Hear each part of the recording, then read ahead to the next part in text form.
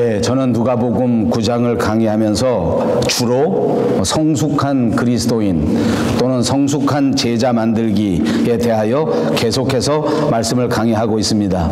예수님께서 이 땅에 오셔서 사역하신 그 목적을 살펴본다고 하면 그 중에 가장 중요한 목표 가운데 하나가 제자들을 잘 훈련해서 이 제자들이 나가서 성숙한 그리스도인이 되고 또 성숙한 제자가 되어 하나님의 나라를 확장하게 하는 것, 그것이 예수님의 목표이다, 이렇게 말씀드릴 수 있을 것 같습니다. 그래서 이제 예수님의 행동, 예수님의 말씀, 예수님의 사역, 이런 것들을 잘 살펴본다고 하면 그 모든 말씀들이 또 그 모든 행동들이 다 이렇게 성숙한 그리스도인 만들기, 그리고 성숙한 제자 만들기에 집중되고 그것과 관련이 있다 해도 과언이 아닐 것입니다. 제가 목회하면서 성숙한 그리스도인이 된다고 하는 것은, 또는 성숙한 제자가 된다고 하는 것은 과연 무엇일까 하는 것을 자주 생각해 보게 됩니다. 물론 여러 가지 성숙한 제자가 갖추어야 할 자질, 덕목, 이런 것들이 있을 것입니다. 그런데 오늘은 제가 특별히 여러분들과 함께 두 가지를 나누고 싶습니다. 그것은 다름 아닌 여유 그리고 인내라고 하는 덕목입니다. 성숙한 그리스도인이 되려고 하면 여유가 필요하고, 성숙한 그리스도인의 제자가 되려고 하면 또한 여유가 필요하다. 그리고 또 인내가 필요하다. 이렇게 말씀드리는 것입니다. 사람의 인격이 성숙됐다고 하는 것은 바로 마음에 여유가 있다고 하는 것을 의미한다고 해도 또 과언이 아닐 것입니다. 우리가 살아가고 있는 이 현대인들의 사회는 지나치게 긴박한 또는 긴장된 사회라고 할 수 있습니다. 모든 사회 부분에서 아주 긴장된 분위기 속에서 우리가 살기 때문에 현대인들은 역사적으로 가장 많은 스트레스를 받고 산다고 해도 과언이 아닙니다. 모든 삶의 현장에서 갈등이 있고 모든 삶의 현장에서 분쟁이 정말 심각할 정도가 아닌가 싶습니다. 만약 우리가 좀 더 여유가 있다고 하면 이런 분쟁과 갈등의 상황에서 한 걸음 뒤편에 물러설 수 있게 되고, 그리고 우리가 여유를 가지고 보면 우리 인생사에서 벌어지는 모든 일들을 아름답게, 귀하게, 행복하게 바라볼 수 있고, 마음의 긴장과 상처보다는 오히려 마음의 평화를 누릴 수 있지 않겠는가 싶다는 말씀입니다. 그리고 또 한 가지 덕목이라고 하면 그것은 인내인데, 인생이 성숙하다고 하는 것의 가장 중요한 덕목 가운데 하나일 것입니다. 참는 것, 인내하는 것, 이렇게 잘 참고 잘 인내하는 것이야말로 성숙한 인격의 그 성숙도를 나타내 주는 덕목일 것입니다. 다시 말하면 잘 참는 사람이, 잘 견디는 사람이 훌륭한 그리스도인이요 훌륭한 제자가 된다는 말씀입니다. 사랑하는 여러분, 그리스도인으로서 살아가는 동안 예수님의 제자로 부름받으셔서 주님을 만나러 가시는 우리의 인생길에서 여유와 인내를 가지고 살아가시는 여러분 모두가 되시기를 주님의 이름으로 축복합니다. 옆에 있는 분들과 인사합니다. 여유와 인내를 가지시기를 바랍니다. 예, 이제 본문으로 돌아가겠습니다. 이제 성숙한 그리스도인이 되기 위해서 가장 먼저 생각할 것은 첫째, 바른 믿음입니다. 오늘 본문에서는 예수님께서 갈릴리 지방에서 예루살렘을 향해서 올라가시면서 이루어진 일인데, 이 갈릴리 지방에서 예루살렘 지역으로 올라가려고 하면 그 중간에 있는 유대 나라의 지역이 사마리아라고 하는 지역입니다. 그런데 이 사마리아 지역에 조금 문제가 있는 것은, 이 사마리아 지역에 살고 있는 사람들은 이런저런 역사적 배경 때문에 과거에 다른 나라의 침략이라든지 다른 나라의 포로라든지 하는 이런저런 사정 때문에 이것은 자연스럽게 혼혈이 많이 이루어졌고, 순수한 혈통을 강조하는 유대인들이 볼 때는 이것이 우리와 많이 멀어졌다, 우리와는 순수한 혈통이 아니다 하는 지역 감정들이 아주 심각하게 벌어진 지역이 바로 사마리아 지역입니다. 근데 갈릴리에서 이렇게 예루살렘으로 올라가기 위해서는 바로 직진으로 올라가면 사마리아 지역을 가야 하기 때문에 이 사마리아 지역을 통과해야 되겠는데, 사마리아 사람들과 유대인 사람들은 그야말로 원수, 그렇게 표현할 수밖에 없습니다. 사실 따져보면 다른 시각에서 본다고 하면 이 사람들이 유대인들은 다 분명하지 않습니까? 혼혈이라 할지라도 유대인인데, 그런데 오히려 다른 완전 이방 민족보다도 더 먼 사이가 되어버리고 정말 으르렁거리고 서로 잡아 죽이려고 하고 상대방에 대해서는 한 가지도 인정하지 않는 그런 지역 감정을 보이고 있는 것입니다. 따져보면 올라가 보면, 역사를 거슬러 올라가 보면 이해할 만한 이유가 있기도 합니다. 마치 요즘 우리 조국 대한민국에서 벌어지고 있는 역사적 배경과 비슷하다고 생각합니다. 우리나라 사람들과 일본은 분명히 가장 가까운 이웃에 살고 있는 나라입니다. 그런데도 불구하고 우리는 역사적인 아픔이 있기 때문에 도저히 상대방을 받아들이지 못하고 도저히 상대방을 용서하지 못하는 지역 감정이 있다고 할 수 있을 것입니다. 자, 아무튼 유대인들은 사마리아 사람들을 혼혈이라고 해서 사람이라고 취급하지도 않고, 또 사마리아 사람들은 자기를 이렇게 무시하고 자기를 냉대하게 되니까, 그러니까 또 유대인들을 멸시하게 되고 유대인들을 배척하게 되는 것은 자연스러운 일이었습니다. 감정이 나쁩니다. 모든 일에 절대 용서가 없습니다. 그래서 심지어는 옷도 서로 다르게 입고, 심지어는 말도 다르게 쓰고, 그리고 심지어는 밥 먹는 습관도 다르게 했다고 전해집니다. 자, 이제 유대 사람이 이 사마리아 지역을 지나가려고 하면 쉽게 걸어서 지나갈 수도 없습니다. 왜냐하면 입고 있는 옷이 나는 유대인이요 나는 사마리아인이요 하는 것이 한눈에 드러나기 때문에 괜히 그냥 사마리아 지역에 들어갔다가는 분쟁이 되고 싸움이 되고 이런 일이 벌어지기 때문에 그대로 통과할 수가 없었습니다. 그래서 예수님께서는 제자들을 먼저 보내서 이 사마리아 지역에 있는 지도자들에게 내가 예루살렘으로 가는데 나는 유대인인데 이 땅을 지나가도 되겠는가 하고 먼저 물어보게 된 것입니다. 그랬더니 사마리아 사람들이 하는 말이, 유대인 중에도 혹시 우리와 좀 가까운 사람들, 유대인 중에도 혹시 우리를 평상시에 핍박하지 않는 사람들은 지나가게 할 수 있는데, 특별히 예루살렘을 목적지로 해서 가는 사람들은 도저히 우리 동네를 지나가게 해 줄 수가 없다라고 결정하게 된 것입니다. 그러니까 예수님께서는 지금 사마리아 지역을 통과할 수가 없습니다. 그래서 제자들과 함께 사마리아 지역을 비켜서 이렇게 먼 길로 돌아서 목적지 예루살렘으로 올라가게 된 것입니다. 자, 이렇게 되니까 예수님을 따라가던 제자들이 크게 분노하게 된 것입니다. 오늘 본문 54절에 보니까 제자 야고보와 요한이 이를 보고 이르되 주여 우리가 불을 명하여 하늘로부터 내려 저들을 멸하라 하기를 원하십니까? 이렇게 물어본 것입니다. 예수님을 지나가지 못하게 하는 것, 우리 선생님을 지나가지 못하게 하는 걸 그걸 도저히 받아들일 수가 없고 용서해 줄 수가 없었습니다. 요즘 말로 하면 성질이 아주 막 나기 시작하고 머리가 막 지끈지끈할 정도로 화가 잔뜩 난 것입니다. 가뜩이나 감정이 좋지 않은데 사마리아 사람과 진짜 감정이 좋지 않아서 이 제자들이 예수님에게 말하기를 주여 우리가 불을 명하여 하늘로부터 내려 저들을 멸하라 하기를 원하시나이까? 라고 물은 것은 다시 말하면 무슨 말입니까? 우리가 하늘에 기도해서 불을 확 동원해 가지고 이 사마리아 지역에 있는 모든 사람들을 전부 다 확 불태워버리겠다. 명령만 해 주십시오. 예수님이 허락만 해 주신다면 우리가 그렇게 하겠습니다. 라고 말한 것 아닙니까? 그런데 예수님의 대답은 55절에 나옵니다. 예수께서 돌아보시며 꾸짖으시고, 이렇게 성경에 기록되어 있습니다. 꾸짖으셨습니다.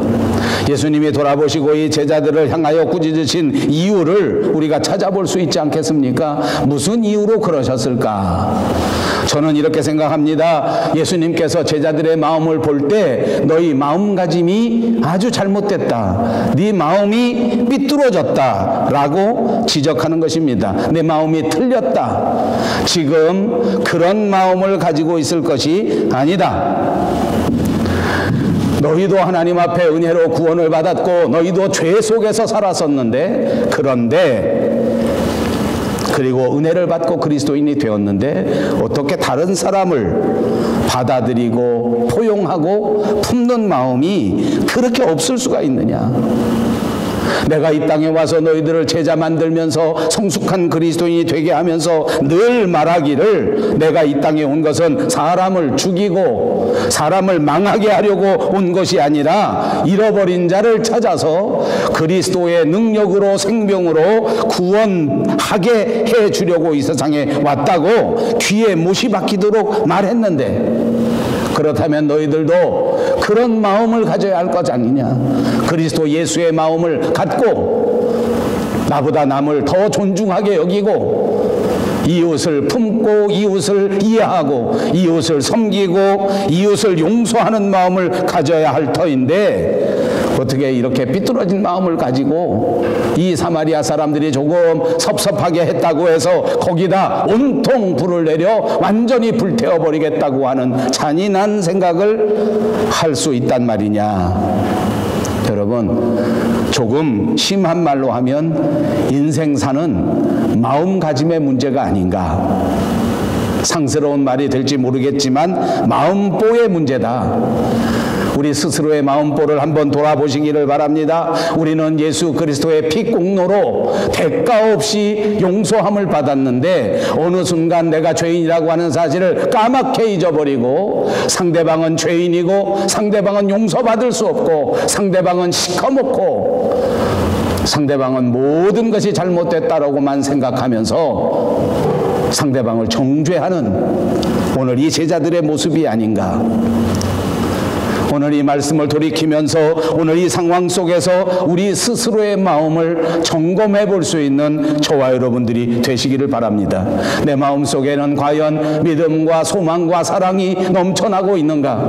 과연 내 마음 속에는 예수 그리스도께서 이 땅에 오신 그 용서의 마음, 그 구원의 마음을 품고 있는가? 내가 예수님과 같이 스스로 내세울 것은 없지만은 예수님을 도와서 예수님의 나라를 확장하고 예수님의 말씀을 준행해서 예수님의 뜻대로 살아야 되겠다 하는 그런 믿음을 가지고 있는가? 그런 마음의 자세를 가지고 있는가 하는 것을 점검해 보시고 저와 여러분 모두가 바른 마음을 가지시기를 주님의 이름으로 축복합니다. 오늘 우리 주변에서 벌어지는 정세를 보십시오. 저는 어느 사람들이 옳고 어느 사람들이 나쁘다고 말하고 싶지 않습니다. 정치적으로도 그렇고 국가적으로도 그렇고 남북관계도 그렇고 한일관계도 그렇습니다. 가장 큰 문제는 무엇입니까? 사람들이 모두가 다 착각하고 있습니다. 옛날 황제는 무치라 하였는데 황제들이나 왕들이 잘못 생각한 것은 나는 부끄러움이 없다, 나는 잘못한 것이 없다 라는 자세를 가지고 살았더랬습니다. 그것이 오늘 우리 민족이 가지고 있는 정말 잘못된 마음 자세라고 생각합니다. 본래 우리가 수치가 없는 사람들이 아닙니다. 본래 우리가 똑바른 사람이 아니었습니다. 우리 모두가 그리스도가 아니라면 용서받지 못한 존재요, 우리 모두가 주님의 핏공로가 아니었다면 오늘 이 시간 이 자리에 앉아있지 못할 사람들이란 말입니다. 우리가 과연 누구에게 손가락질을 할 수 있으며 우리가 과연 누구를 정죄할 수 있단 말입니까? 좀 더 겸허한 자세로, 좀 더 겸손한 자세로 바른 마음을 가져야 성숙한 그리스도인이 되고 성숙한 제자가 된다고 하는 사실을 명심 또 명심하시기를 바랍니다. 두 번째로는 예수님의 성숙한 제자가 되기 위하여 새겨두셔야 할 것이 바로 바른 목표입니다. 표대를 향하는 삶을 말하는 것입니다. 57절 말씀에 보니까 길을 가실 때에 어떤 사람이 여짜오되 어디로 가시든지 나는 따르리이다. 59절에 보니까 또 다른 사람에게 나를 따르라 하시니 그가 이르되 나로 먼저 가서 내 아버지를 장사하게 허락하옵소서. 61절에 보니까 또 다른 사람이 이르되 주여 내가 주를 따르겠나이다마는 나로 먼저 내 가족을 작별하게 허락하소서. 여기 나오는 말은 나는 주를 따라가겠다고 하는 말입니다. 예수님을 따르는 따르는 것이 제자의 삶이요, 예수님을 따라가는 것이 성숙한 그리스도인의 방향이라는 말입니다. 이제 예수님을 따른다는 말은 무슨 말입니까? 예수님과 같은 길을 걸어가는 것입니다. 예수님의 삶을 보고 똑같이 따라하겠다는 것이란 말입니다. 예수님의 생각을 따라합니다. 예수님이 하신 말씀을 따라합니다. 예수님이 판단하신 그 판단을 따라가는 것입니다. 예수님이 바라보시는 삶의 푯대를 똑같이 바라보고 우리도 그 푯대를 향하여 걸어가는 것이야말로 성숙한 제자의 삶이란 말입니다. 사랑하는 여러분, 여러분들은 과연 오늘 누구를 따라갑니까? 우리 모두가 세상의 유행을 따라갑니다. 우리 모두가 세상의 가치관을 향하여 따라갑니다. 우리 모두가 하나님의 나라를 잊어버린 채 예수님의 가르침을 내려놓아 버리고 온통 육체적인 것, 세상적인 것, 어두운 세력의 것들을 따라가고 있지 않은가 점검해 보자는 말입니다. 사랑하는 여러분, 유행을 따라가지 마십시다. 세상을 따라가지 마십시다. 오직 예수 그리스도를 바라보시고 그 푯대를 향하여 집중하는 저와 여러분들이 꼭 되시기를 바랍니다. 우리는 한국을 떠나 이곳 밴쿠버에 와서 살고 있습니다. 저는 신학교에 근무하기 때문에 이제 9월달이 되면서 우리 학교에 유학을 하기 위해서 한국에서 준비하고 또 이런저런 수속을 밟고 그리고 여기에 오시는 분들을 많이 만납니다. 지난 주간에도 이제 방학의 막바지요, 모든 분들이 다 서류를 준비해서 잘 들어와야 하기 때문에 많은 분들과 서로 상담할 수 있는 기회가 있었습니다. 느끼는 것은 과거 오래전에 제가 왔을 때보다 요즘 오시는 분들은 훨씬 더 많은 정보를 가지고 있기 때문에 한마디로 말하면 정말 똑똑합니다. 서울에 있으면서 이 캐나다의 모든 삶의 방식, 삶의 정책, 정부의 모든 방향, 이런저런 행정절차들을 얼마나 잘 아는지 모릅니다. 그래서 잘 준비합니다. 미리미리 이제 내가 2019년 9월에는 카나다에 가야 되기 때문에 한국에 살고 있는 삶을 정리합니다. 전세를 살고 있던 분들은 전세를 내놓고 자기 집을 가지고 있던 사람들은 매매로 처리하고 아이들이 학교에 다니는 사람들은 아이들의 학교와 이런저런 수속을 맞춰서 행여나 갔다가 다시 돌아왔을 때 아무 문제 없이 다시 복귀할 수 있도록 이런저런 절차를 하더란 말입니다. 그리고 짐도 미리미리 정리합니다. 왜냐하면 배로 짐을 붙이면 값이 싸기 때문에 비행기보다는 짐으로 배로 붙이는데 그거는 한 달에 넘게 걸리는 것이기 때문에 잘못하면 한 달 반 걸리는 것이기 때문에 짐을 잘 분리하고 잘 정리해서 꼭 먼저 가져가야 할 것은 손으로 들고 오고 그렇지 않은 것들은 다 잘 싸서 그래서 붙이고 그렇게 합니다. 그리고 사람 관계도 정리합니다. 이제 오래도록 만나지 못할 것이기 때문에 가까이 있는 사람들, 중요한 사람들을 다 정리해서 그분들에게 찾아가서 인사도 하고 그분들과 같이 차도 나누고 식사도 하고 다 합니다. 자, 이렇게 정말 철저하게 잘 준비했습니다. 이것도 준비하고 저것도 준비하고 다 정리하고 다 했단 말입니다. 그런데 마지막에 밴쿠버로 오는데 비행기 탈 때 보니까 밴쿠버로 오는 것이 아니라 LA로 가는 비행기표를 샀습니다. 어떻게 되겠습니까? 이거 싫어합니다. 이보다 좀 덜한 시라도 있습니다. 다 준비해서 공항에 나왔는데 여권이 없습니다. 아바지, 이것도 실화입니다. 어떻게 되는 것입니까? 목표가 어긋나면 삶이 어긋납니다. 부수적인 일들을 아무리 잘했다고 할지라도 그 인생이 엇나가게 되는 것이란 말입니다. 성숙한 그리스도인이 되고 성숙한 제자가 되기 위해서는 부수적인 일들이 있습니다. 그렇습니다. 저와 여러분이 기독교인이지만 우리도 똑같이 공부해야 살아갈 수 있습니다. 공부해서 지혜를 얻어야 되고 지식을 얻어야 되지 않습니까? 우리도 똑같이 직장 생활에서 열심히 돈을 벌어야 합니다. 그런데 문제는 돈을 벌어도 왜 돈을 버는 것인가? 돈을 벌어도 예수님을 따라가기 위하여 돈을 버는 저와 여러분이 되시기를 주님의 이름으로 축복합니다. 운동을 해도 예수 그리스도를 따라가기 위하여 열심히 운동할 수 있는 저와 여러분이 되시기를 주님의 이름으로 축복합니다. 사람들은 그렇지 않습니다. 주님을 따라가는 것은 생각도 하지 않습니다. 오로지 내 삶에서 운동하고 건강 챙기고 돈 벌고 가족 관계만 열심히 하면 된다고 생각하는데 까딱 잘못하면 밴쿠버로 가려고 다 준비했다가 LA 공항에 떨어지는 웃지 못할 일이 벌어질지도 모르는 일입니다. 여러분 삶의 목표가 분명합니까? 여러분 인생의 마지막 종착역을 향하여 똑바로 걸어가고 있는가 점검해 보시기를 바랍니다. 사람들에게 물어봅니다. 왜 이렇게 열심히 공부합니까? 좋은 대학 가려고 공부합니다. 왜 좋은 대학 갑니까? 좋은 직장 가려고 합니다. 왜 좋은 직장 가려고 합니까? 돈 많이 벌으려고 합니다. 왜 돈 많이 벌려고 합니까? 잘 살려고 합니다. 왜 잘 살려고 합니까? 모르겠습니다. 왜 잘 살려고 하는지는 잘 모릅니다. 오늘 성경은 저와 여러분에게 가르쳐 줍니다. 어떻게 하는 것이 잘 사는 것입니까? 예수님을 따르는 것이 잘 사는 것입니다. 예수님을 따라가는 것입니다. 예수님의 말씨를 담는 것입니다. 그분의 생각을 따라가는 것입니다. 그분의 행동을 따라가는 것입니다. 분명히 그리스도를 향하여 표대를 정하고 그분을 따르는 삶을 살아갈 때 우리의 인생이 분명히 성공의 인생이 된다고 하는 사실을 분명히 마음속에 기억하시기를 바랍니다. 세 번째로는 성숙한 그리스도인이 되기 위하여 바른 동기가 필요합니다. 어떤 것이 바른 동기입니까? 57절에 보니까 길 가실 때에 어떨 사람이 여짜오되 어디로 가시든지 나는 따르리이다. 이 말은 제가 예수님을 따르겠습니다 하는 말입니다. 그런데 보니까 예수님께서는 이렇게 예수님을 따라오겠다는 사람에게 이렇게 말하지 않습니까? 예수께서 이르시되 여우도 굴이 있고 공중에 새도 집이 있으되 인자는 머리 둘 곳이 없다. 네가 나를 따라온다면 집도 없고 절도 없는 존재가 된다. 때로는 머리 둘 곳도 없는 존재가 될 텐데 그래도 따라가겠는가? 저는 이 대목을 설교하면서 너무 조심스럽습니다.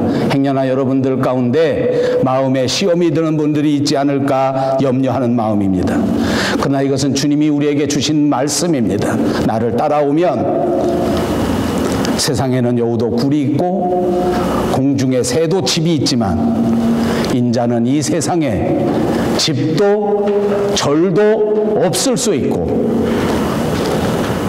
이 세상에서 머리 둘 곳이 없다 라고 분명하게 말씀하셨습니다. 여러분, 아담이 이 세상에서 타락하고 난 다음에 세상과 하나님의 나라는 완벽하게 클리어되었습니다. 세상은 절대로 하나님의 나라가 될 수 없고 세상의 그 어떤 것도 하나님의 가치를 실현하는 것이 없습니다. 아니, 더 정확하게 말하면 세상은 하나님과 원수가 되고 말았습니다. 그러므로 세상은 절대로 하나님께 영광을 돌리지 않습니다. 아무것도 하나님께 도움이 되는 일은 하지 않습니다. 그러므로 우리가 인간 세상에 목표를 두고 인간 세상에서만 살아간다고 하면 우리도 똑같이 하나님의 영광을 나타낼 수 없을 뿐만 아니라 하나님 나라와 아무 관계가 없는 사람이 되고 말 것입니다. 국가를 위해서 산다고 하지만 사실은 자기만 높이고 사람들을 위해서 산다고 하지만 사실은 자기만 성공하는 데 모든 동기를 둔다고 하면 그는 세상에서도 인정받는 지도자가 될 수 없을 것입니다. 주님을 따라가는 삶의 동기가 나의 야망을 달성하고 나의 꿈을 달성하는 것이 된다고 하면, 세상적인 욕구를 충족하는 것이 된다고 하면 그것은 도저히 이루어질 수 없는 성공할 수 없는 동기란 말입니다. 주님을 따라가는 동기는 하나님을 높이는 데 두어야 한다는 것을 말씀드리고 있는 것입니다. 우리가 그리스도를 따라간다고 하는 것은 나를 내려놓고 주님이 유익되게 하는 것입니다. 우리가 주님의 제자가 된다고 하는 것은 내 생각을 내려놓고 주님의 생각을 따라가겠다고 결단하는 것이라는 것을 기억하시기를 바랍니다. 이렇게 나를 포기하고 주님의 뜻을 따라 주님의 명령을 따라 움직일 때 그것이 바른 방향이요, 그런 사람이 하나님께 영광을 돌리고 그런 사람이 하나님 앞에 면류관을 받게 된다는 사실을 잊지 마시기 바랍니다. 그렇다고 하면 예수님을 따르는 제자들은 도대체 이 세상에서 먹을 것도 포기하고 마실 것도 포기하고 그냥 머리 깎고 산으로 들어가는 중이 되면 훨씬 더 좋은 것입니까? 라고 반문하실지 모르겠습니다. 아닙니다. 기독교는 금욕주의도 아닙니다. 그러나 주님이 우리에게 원하시는 것은 우리 마음속에 순수한 동기를 말하고 있는 것입니다. 오늘 우리의 그리스도인에서 주님이 인정하시는 성숙한 제자가 된다고 하면 오늘 이 순간에 내 마음의 동기를 점검해 보아야 합니다. 내가 정말 순수하게 주님의 은혜에 감사해서 주님을 따르는 제자가 되려고 나섰는가? 내가 정말 주님께 감사해서 주님이 시키는 일을 감당하기 위하여 교회 와서 헌신하고 봉사하고 있는가 하는 것을 점검하란 말입니다. 그렇게 순수한 동기를 가지고 주님을 따라가면 주님은 우리가 먹을 것도 우리가 입을 것도 우리가 마실 것도 저절로 다 따라오게 해 주시는 줄로 믿습니다. 그러나 주님을 이용해서 우리가 먹을 것, 우리가 입을 것, 우리가 성공할 것을 따라간다고 하면 그 동기는 옳은 동기가 아니요, 그 동기대로는 결단코 이루어지지 않는다는 것입니다. 마지막 네 번째는 그리스도인의 삶이 올바른 제자가 되고 성숙한 제자가 되기 위하여 바른 우선순위가 있어야 될 줄로 믿습니다. 59절 말씀에 보니까 또 다른 사람에게 나를 따르라 하시니 그가 이르되 나로 먼저 가서 내 아버지를 장사하게 허락하옵소서.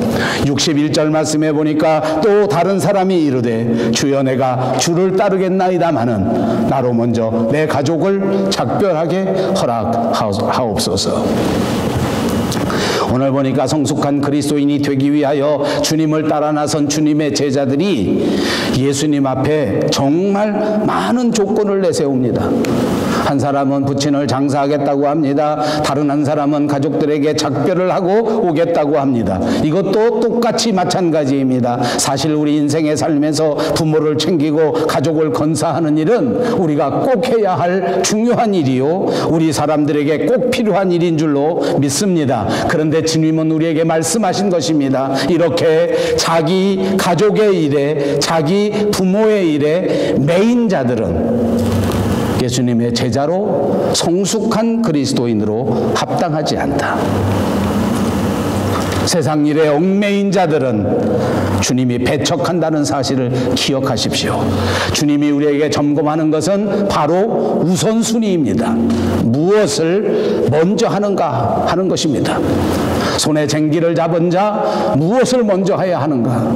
그리스도 앞에 부름을 받은 자 무엇을 먼저 해야 하는가? 이것을 우리에게 가르쳐주는 것입니다. 하나님을 섬기는 일을 제1순위로 감당할 수 있는 여러분들이 꼭 되시기를 주님의 이름으로 축복합니다. 그러므로 하나님 섬기는 일이 제1번이요, 그 다음 부모를 섬기고 그 다음 가족을 챙기는 번호는 2번, 3번. 하나님을 먼저 사랑하고 그 다음 내 이웃을 사랑하는 순서를 잊지 말고 지킬 수 있게 되기를 바랍니다. 성경 어느 구절에도 먼저 가족을 사랑하고 먼저 세상을 사랑하고 그 다음에 하나님을 사랑하라고 나온 적이 한 번도 없습니다. 무조건 하나님을 제1순위로 섬길 수 있는 저와 여러분, 우리 밴쿠버 영성교회가 꼭 되시기를 바랍니다. 여러분, 제가 목회 생활하면서 보니까 하나님을 제1 우선순위로 섬기는 자가 부모에게도 잘하더라고요. 하나님을 잘 믿는 사람들이 가족에게 대한 의무도 정말 잘하더라고요. 이것은 실화입니다. 현실입니다. 이것은 절대로 바뀌는 법이 없습니다. 이 순서가 뒤바뀌는 법이 없다는 사실을 꼭 믿으시기를 바랍니다. 입으로 한번 해보십시다. 하나님을 제1번으로 무조건 하나님을 우선순위로 사랑합니다. 하나님을 먼저 섬깁니다. 하나님을 먼저 생각합니다. 하나님을 가장 가치 있게 생각할 수 있는 여러분들이 되시기를 바랍니다. 성숙한 그리스도인은 바른 마음을 품고 바른 목표를 세우고 바른 동기를 갖고 바른 우선순위를 지키는 사람들입니다. 우리를 크리스찬이라고 합니다. 이것은 그리스도를 닮았다는 말입니다. 그리스도답다는 단어의 뜻이 있습니다. 초대교회 때 안디옥 지역에 있는 교회 사람들이 얼마나 예수님을 닮았는지, 얼마나 예수님처럼 살아가는지 그 주변에 있는 사람들이 그 안디옥 교회 교인들을 가르쳐 예수님을 닮은 사람들이다 라고 해서 크리스찬이라고 부르기 시작했다는 것입니다. 저는 우리 밴쿠버 영성교회 모든 분들이 정말 크리스찬이 되시기를 바랍니다. 예수님만 우선하는, 하나님만 잘 섬기는, 그래서 가족들도 잘 케어하고, 그래서 부모님도 잘 섬기고, 그래서 이웃도 잘 사랑하고, 그래서 원수마저도 사랑할 수 있는 진짜 그리스도인, 성숙한 그리스도인, 진짜 크리스찬이 꼭 되시기를 바랍니다. 오늘 나는 제자로서, 나는 성숙한 그리스도인으로서 바른 목표를 세우고 있는가? 바른 동기를 가지고 있는가? 내 마음의 자세는 정말 우선순위를 똑바로 지키고 있는가? 내가 혹시나 예수님을 이용해서 세상의 목적만을 바라보면서 세상적인 성공만 이루려고 생각하고 있지는 않는가? 나는 피조물인데 하나님은 생각지도 아니하고 도대체 세상 일만 감당하고 살고 있지는 않는가? 스스로 평가해 보시기를 바랍니다. 다시 예수 그리스도를 바라보시고 다시 바른 목표를 확립하시고 참된 그리스도인으로서 성숙한 제자의 삶을 사시기를 주님의 이름으로 축복합니다.